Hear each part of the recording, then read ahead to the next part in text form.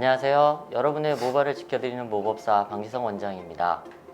안녕하세요. 헤어 유튜브를 하고 있는 제이쌤이라고 합니다.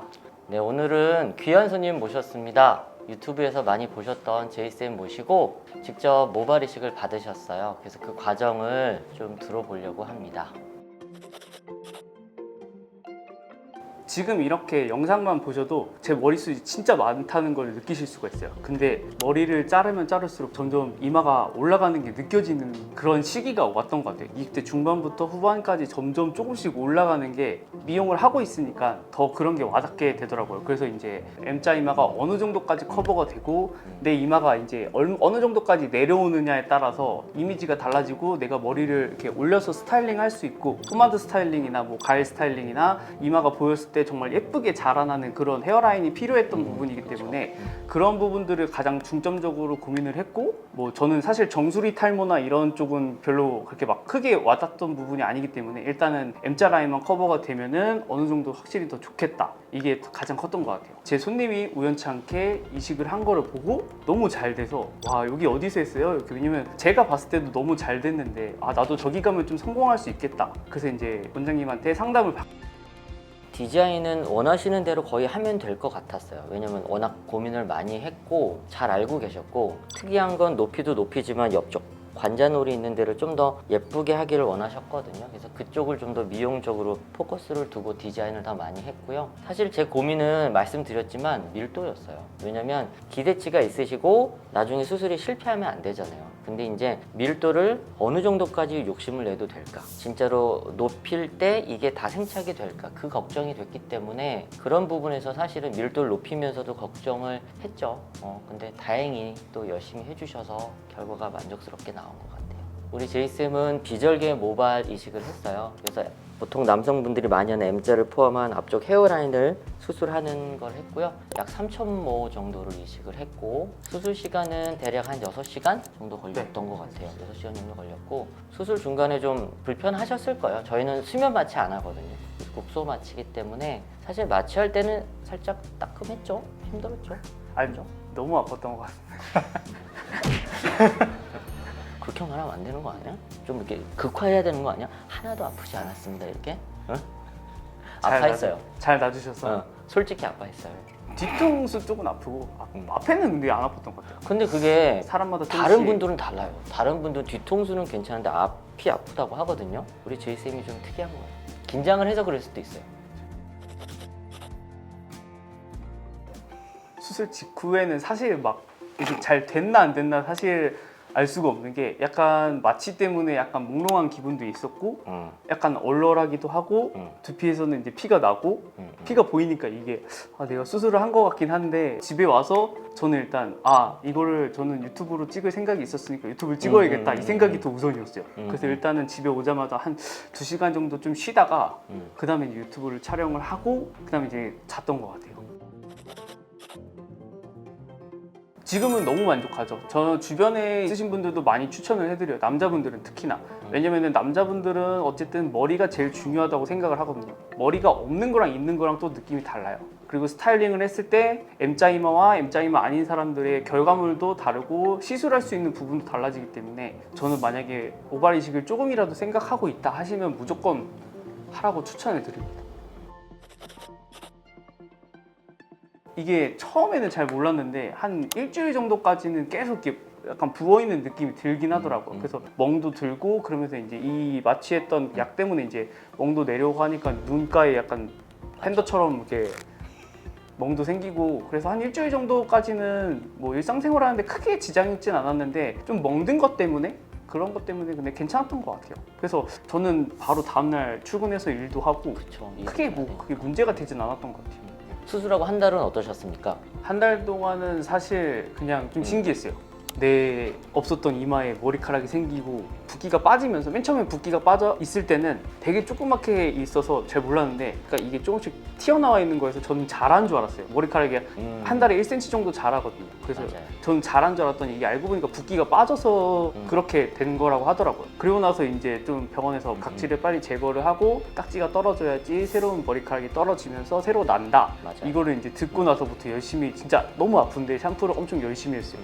아침에 머리 샴푸하고 딱 이렇게 거울을 봤는데 머리카락이 세면대에 이렇게 막 떨어져 있는 거예요. 그래서 이게 뭐지? 그랬는데 점점 이게 많아지다 보니까 나중에 한 달에서 한 달 반 정도 됐을 때 거의 한 90%가 다 빠져 있는 상태였어요. 네. 그거 이제 암흑기라고 하는데 이게 원래 나의 상태였구나 이렇게 됐었죠.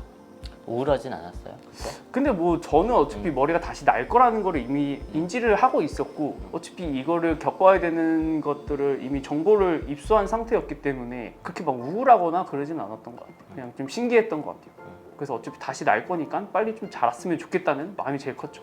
그래서 암흑기가 지나고 나서 이제 한 3개월까지는 조금씩 자라나는 게 보여요. 머리가 조금씩 자라나면서 원장님이 말씀하셨던 것처럼 4개월 차 됐을 때 이미 머리를 까고 다녔어요. 왜 그런지 모르겠는데 다른 분들에 비하면 되게 빨리 자라는 편이고 밀도도 빨리 올라왔던 편이어가지고 얘네들이 짧으니까 이게 앞에서 봤을 때는 이 짧은 것과 긴 것들이 사이에 섞여 있으니까 이게 다 자라신 줄 알고 벌써 이제 완성이 다 됐냐고 물어보시는 분들도 많고 앞으로 뜨다 보니까 이제 그 부분에 맞춰서 머리를 한번 짧게 잘랐어요. 그때 한창 유아인 씨가 짧은 머리로 유행을 하면서 그럼 나도 머리 한번 짧게 잘라봐야겠다. 근데 이게 짧게 자르고 나니까 확실히 이 이식한 것들이 더 효과를 많이 보는 과정을 겪었고 그 다음에 이제 9개월 차쯤 됐을 때 이제 이 가운데 부분이 다른 양쪽에 비해 좀 밀도가 떨어지는 분들이 있어요. 그럼 저도 그거를 겪었었는데 제 원장님한테 얘기를 했을 때 원장님 그거는 어차피 시간이 해결해야 될 부분이고 내가 지금 어떻게 뭔가를 한다고 해서 진행이 되지 않기 때문에 그래서 일단은 열심히 약을 먹으면서 기다렸던 것 같아요. 그래서 이제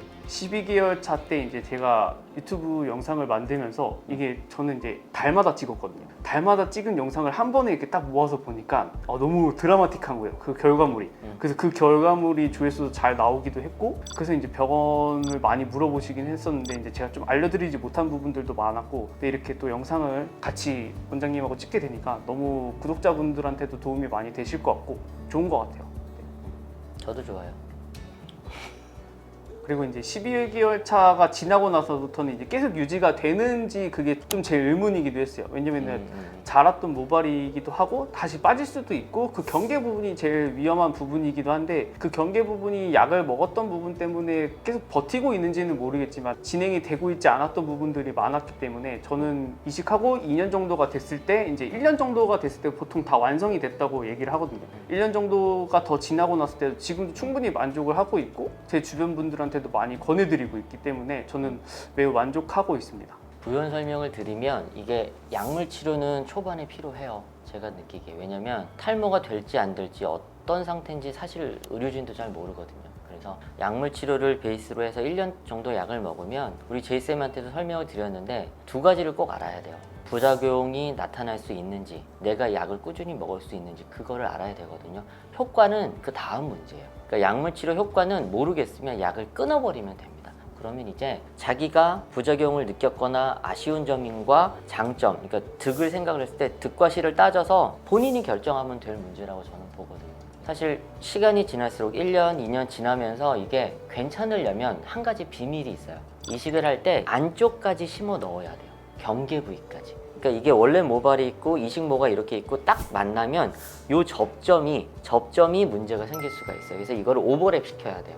이식하는 게 기존의 모발의 얇은 부분까지 이렇게 살짝 스며들게 수술이 돼야 돼요. 그러려면 모량이 조금 더 필요하긴 하고 과정도 더 복잡하지만 그렇게 해야지만 혹시라도 약을 먹든 안 먹든 진행이 됐을 때 이 부분이 온전해서 이 밀도가 비슷하게 보인다는 거죠. 안 그러면 그런 부분이 푹 꺼지면서 시간이 지날수록 2년, 3년 차 되면 안쪽이 비는 상황이 벌어져요.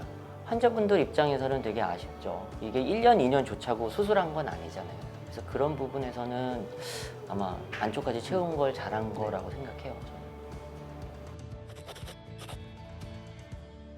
한 말씀 하세요. 뭐라고 할 거예요?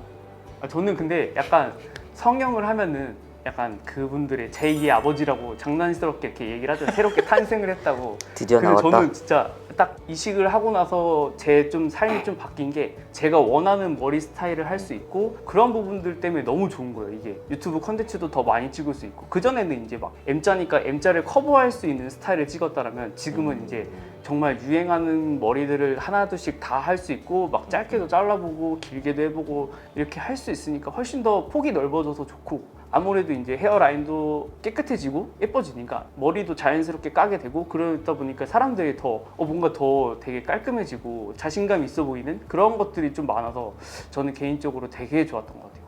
좋으셨대요. 네.